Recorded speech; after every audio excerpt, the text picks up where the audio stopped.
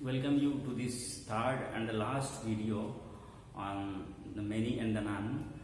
In the earlier two videos, we have found that the two authors, Bansuri Taneja and Ashish Katari, have shown different examples to bring home the fact that diversity in everything in life, diversity in plants and animals and even in microorganisms should be promoted for the smooth run of the world, for our own survival, for the benefit of human life itself. And coming to the last video, we will study the last three paragraphs. Let us see the next paragraph. It is important to note here that the presence of just any species functioning as a resource is not adequate. It is the diversity of species, of animals and plants and even microorganisms that is valuable to rural communities. As Jagat Singh Chaudhary of the Kumaon Himalaya, one of the many thousands of ecosystem people, explains, there should be every kind of tree in the forests. There should be fodder trees, fuel wood trees, and those which keep the soil moist. Bunch, kafai, ayar, burans will keep our soil humid, and their leaves will make humus that will have organic diversity. There should be fruit trees also, and trees which will supply wood for building purposes. And the most important trees are those which will keep the environment clean, broad-leafed ones. The rest are for industry, remnants, bens, ringle, and grass and creepers other than these. Creepers are the main resources for fodder. What elders say is that earlier there were dense forests and there were many species in them, but now in the monoculture, pine forests, there is no diversity.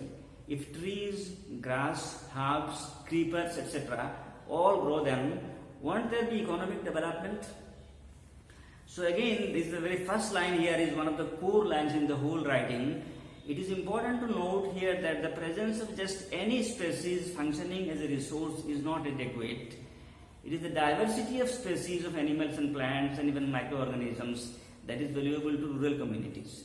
So the author said that it is not enough that the presence of just any species is there, that it is there, one species of mangoes are there, but no. The author said that diversity of species should be there, that all kinds of particular fruit should be grown, it should be available, and there should be efforts to work for their preservation, for their promotion, that there should not be any danger to their existence and survival. So diversity of species, that is what is important. That diverse species, various kinds of species should be available, and these should be of animals and plants and even microorganisms. Microorganisms means small living beings which you cannot see with your naked eyes. You need a microscope to see them. So small are they. Even their life should also be ensured that they also live happily on the earth. So even if it is animals or plants or even microorganisms, diversity in them should be preserved. That is valuable to rural communities. So because we have already got that there are some people called ecosystem people, they mostly live in villages and they depend for their livelihood on the diversity of animals and plants. And if the diversity of animals and plants are not ensured, then these people will face a lot of difficulty in their own survival. That is one important point. And then the author refers to one Jagat Singh Chaudhary. He is of the Kumaon Himalaya, this is the locality. And this man, Jagat Singh Chaudhary, one of the many thousands of ecosystem people. We have already got in the earlier paragraph about ecosystem people. I have just mentioned it again. That ecosystem people are those whose livelihood is dependent on natural things, on various plants, on various animals. Even snakes are necessary for their survival, because there are people who work and who earn their livelihood with the help of snakes or other animals or other small or big plants. So these are called ecosystem people, and Jagat Singh Chaudhary is one of the many ecosystem peoples, and he said there should be every kind of tree in the forest. every kind of tree. This means diversity of trees should be there. There should be every kind of tree in the forest. Then he explains it, he elaborates. He says there should be fodder trees. Fodder means the food for animals, for domestic animals. So trees that supply food for animals, that kind of tree should be there. Fuel wood trees, there should be trees which are suitable for cooking purpose. That kind of tree should also be available in the forest.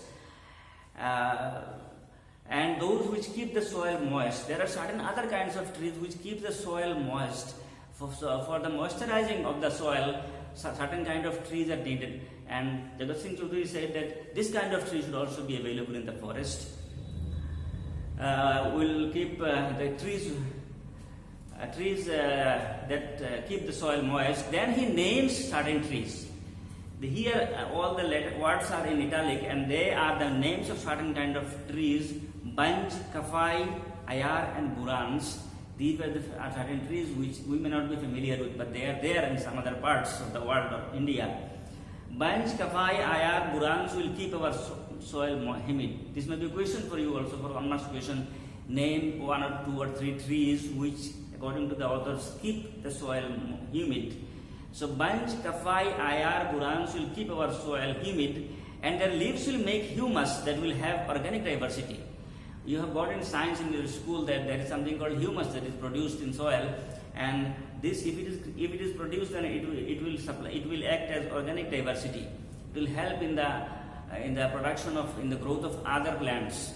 So if those trees that the authors have mentioned, if these trees are sufficiently grown in the forest, they are allowed to grow, then they will help in diverse ways. One of the ways is that these trees will produce humus that will have organic diversity. There should be fruit trees also, and trees which will supply wood for building purposes. Yes, trees should be there that can supply you fruit. Trees should be there that can supply you materials for building. So for different purposes we need different types of trees, and the authors say that all these types of trees, whether it is for supplying us the fuel, or for supplying us fruit, or for supplying us fodder, or for making the soil moist, and for all these things different types of trees are there, and the author said that all these kinds of trees should be available in the forest. And the most important trees are those which will keep the environment clean. Yes, there is another kind of tree which, if it is there, then this kind of tree will keep the environment clean. Cleanliness, Swachh Bharat Abhiyan. So in Swachh Bharat Abhiyan, this kind of tree will play a role. And what are those trees? They are the broad-leafed ones. Broad-leafed ones means trees having broad leaves. Their leaves are very broad. So how can they help in the cleaning, in the clean environment? That if the leaves are broad, they are very large, then dust particles will fall on them. They will be able to absorb dust. So that and by absorbing dust, they will help in maintaining cleanliness in the area. That is a very nice point. So this kind of tree should also be there. This is what Jagat Singh Chaudhary said. Trees are of various types, and different types of trees contribute in different ways. Different types of trees are helpful for us in different ways. Some provide us fruit, some provide us fuel, some provide us fodder, and some other help in keeping the soil moist, and some help in producing humus on the soil, and even there are some which have large leaves that help in maintaining cleanliness. All these types of trees are there. By this, they just have given an example of trees only. This means that it is not only trees, even other things also. Whatever it be, whether it is microorganism or animals or plants, diversity should be there. For example, there are different types of bamboo, and different types of bamboos are for different types of activities. This type of bamboo should also be there. So then the authors say that the rest are for industry. Then the authors gives names of some other trees. What are those names? Rambans, bens, ringle. These are names of trees, and grass and creepers. Other than these are also for industrial purpose. For industrial purpose, these kind of trees are needed. Creepers are the main resources for fodder. For supplying food for animals, creepers, we all know, creepers are the main source. What elders say is that earlier there were dense forests and there were many species in them, but now in the monoculture pine forest, earlier when nature was in abundance, people allowed nature to grow sufficiently. At that time, our elders say that there are forests were dense. D-E-N-S-E, dense means there are enough trees and leaves in the forest, so they could supply us all those things. But now in the monoculture pine forest, this means that when the forests are promoted with the help of science and technological advancements, that is called monoculture pine forest. Pine trees grown and all the activities, this kind of monoculture forest, these are not natural forests, these are man-made forests. Like you have in some areas, see for example, say fishes, scientifically made fishes, you call it carp. There are different kinds of carp fishes are there. You have this common carp and grass carp, and then you have this what else? One is common carp, one is grass carp, and interestingly what we call in Sylheti, people call grass carp gaskaf, and they call common carp komalkat. Whatever it is, these are different kind of man-made, scientifically made fishes. The same is the case that artificial forestry, when it is done, then in that monoculture pine forest there is no diversity. If trees, grass, herbs, creepers, etc. all grow, then won't there be economic development? The authors are asking questions that if we allow trees and creepers and herbs and all to grow together in the same forest, there will definitely be economic development, because the people of different kinds of people will be benefited in different ways from all these different types of trees, and this will definitely help them in their livelihood, help them in their survival, and that will definitely play a major role in the economic development. That is what the authors insist in this paragraph. Coming to the next paragraph, we see biological diverse farming systems are indeed the future of India's agriculture. That may be a question, what is the future of India's agriculture? The authors say that biological diverse farming systems. What is it? That you do farming, but when you do farming, ensure that there is diversity in the things that you produce. That there should not be one or two or three kinds of plants. There should be diversity when you produce things.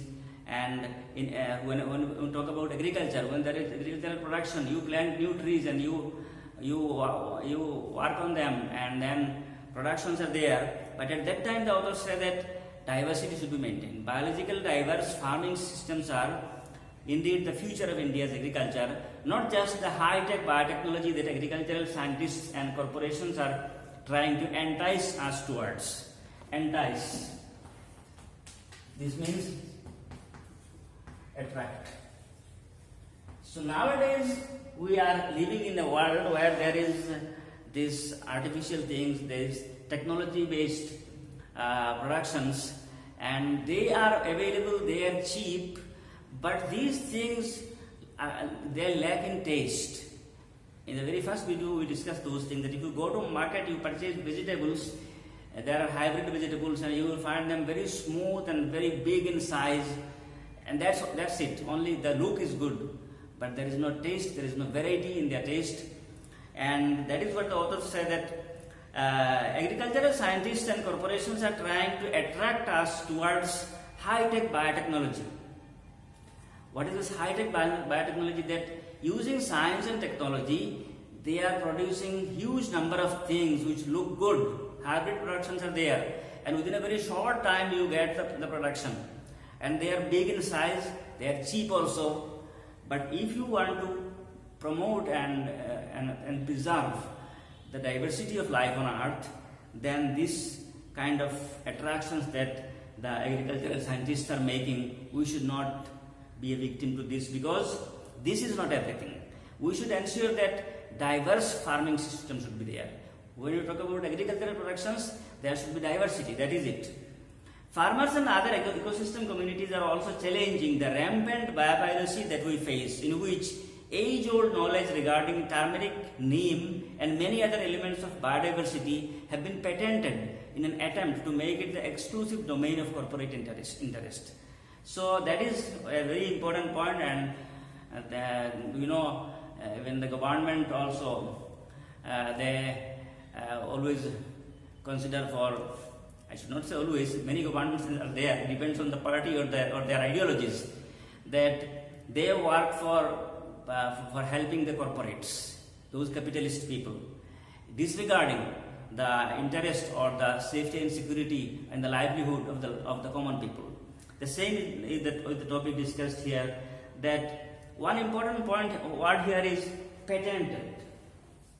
What is this patent? Patent means fixation of ownership. For example, you have discovered something. It is your own discovery. For example, if you have discovered a new recipe, that if I mix these kind of things together, then this recipe, it is something new. No one knows it. So you have the patent right of that recipe. It is you who can sell it. It is you who can promote it. It is you who can make commercial benefits out of it. But your discovery, if someone else steals it without your knowledge, he somehow comes to know it and then he promotes it and he gets all the benefits, then he is doing piracy. So patent means the fixation of ownership, the limitation of ownership to the person who has won it, who owns it, who is the original owner. Here what happens is that for the interest of the corporate world and the capitalists, the patent right of certain plants is given to certain corporates only. Turmeric, neem, these are the age-old things, and their medicinal value everyone knows. But if you limit that, yes, the neem and turmeric and such plants, their benefit can be, anyone cannot make any medicine out of this, only certain companies are given the right to use these plants and to produce medicine out of that. This means that it is not for general use. You have limited the patent right, you have given it to certain corporate industries only. Other people, common people, they will now lose this advantage of using these plants to make medicine or to make some kind of commercial benefits. Only the corporates will have it because they have been given the patent right of that.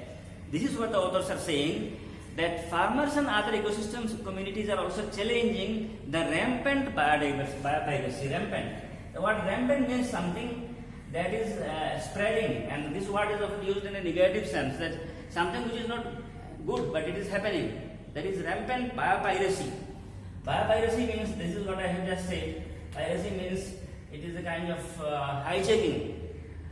You hijack someone else's knowledge or someone else's ownership of something, and that is called biopiracy. So farmers and other ecosystem communities are challenging this thing, that why should there be biopiracy? This thing, turmeric, neem or other plants, they have medicinal value, and all common people, we should have the right to use these plants, and so that common people may be benefited, people can get advantage from it, we can also get some kind of commercial benefit. But no, when corporate industries are given the patent of those plants, no one else can make any kind of benefit out of that. This is what farmers and other ecosystem communities are challenging, and the authors are actually also in favor of those farmers and ecosystem people. The authors seem to be against the practice of biopiracy, against the practice of giving patent right to only industrialist and corporate world. Our country has benefited from commercialization and globalization, but they also have had their diverse effects on the lives of people living in and dependent on biodiverse areas. Whatever benefits the country gains cannot be at the cost of sustenance of such people who form the majority of the country. It is only an enlightened public with greater awareness about these problems who can voice their concerns. We need to strike a balance between economic development and conservation of biodiverse life.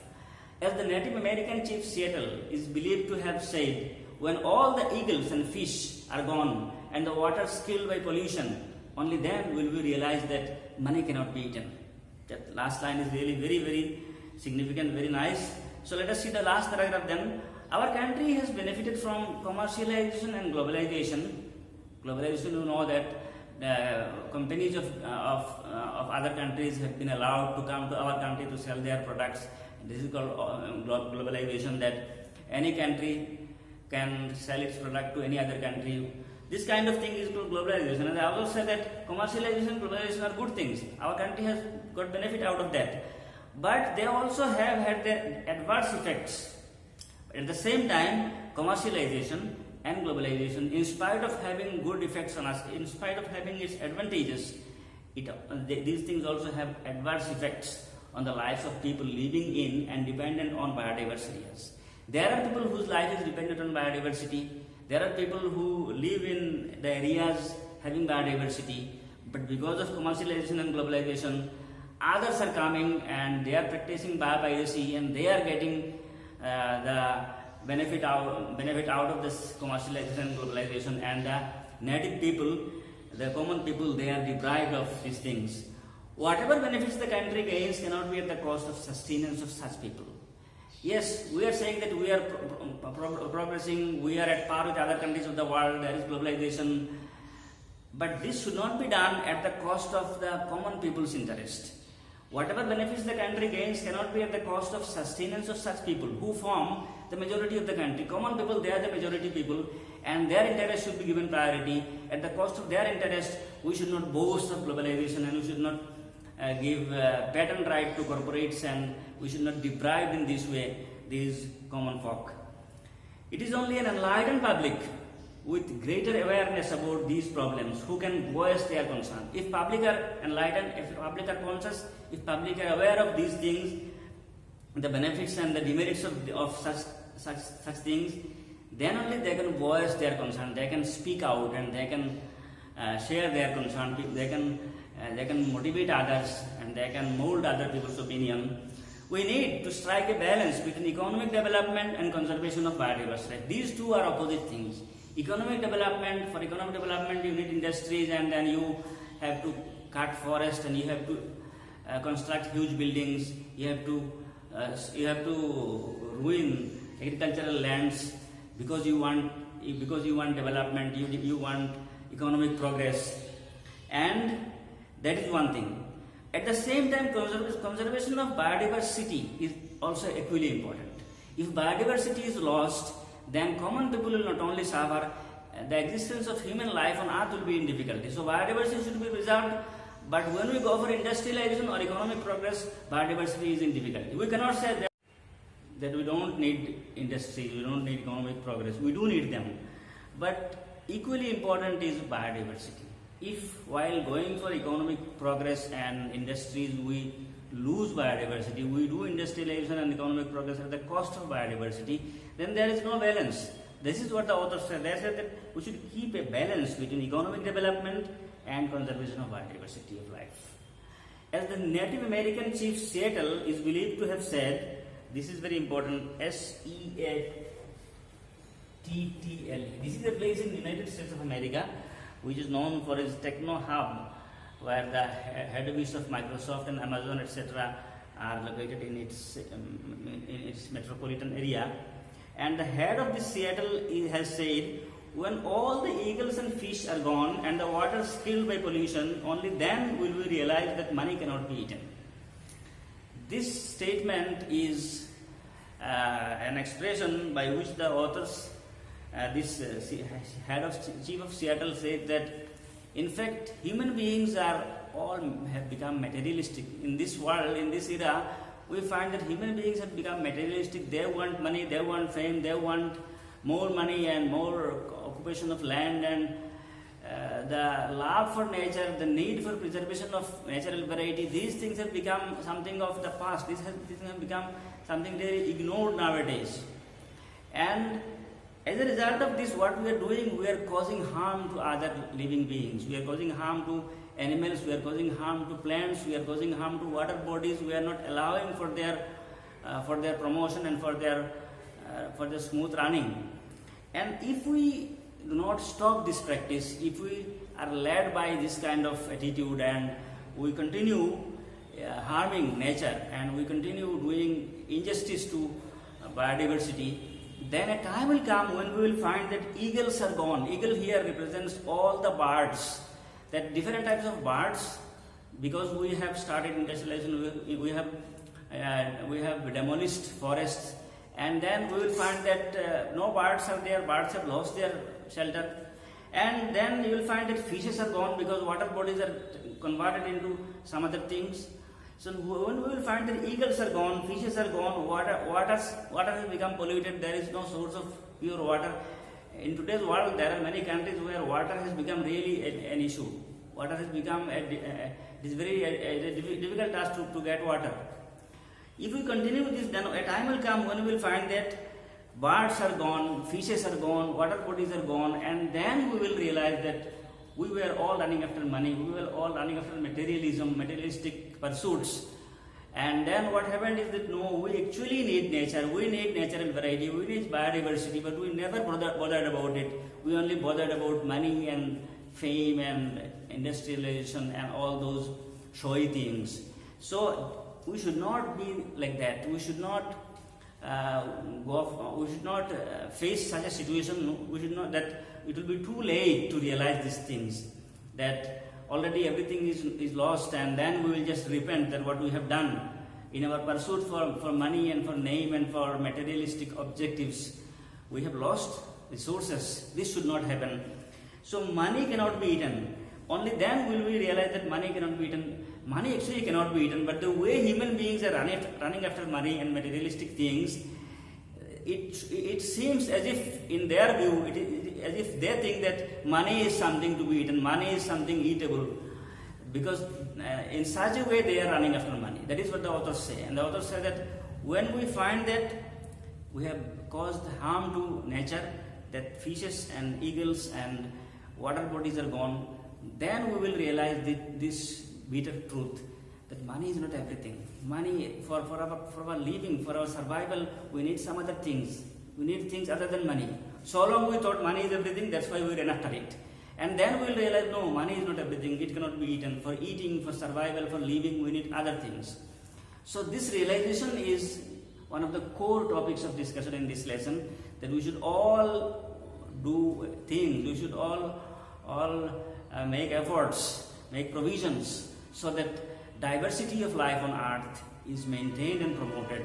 It is for the sake of our own survival, and we should strike a balance between industrial development and preservation of biodiversity.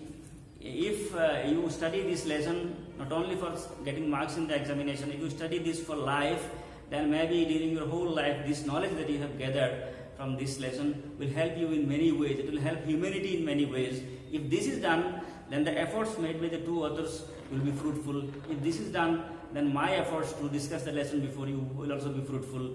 Having such wishes and such expectations, and also wishing to meet you soon with a new video. Thank you very much.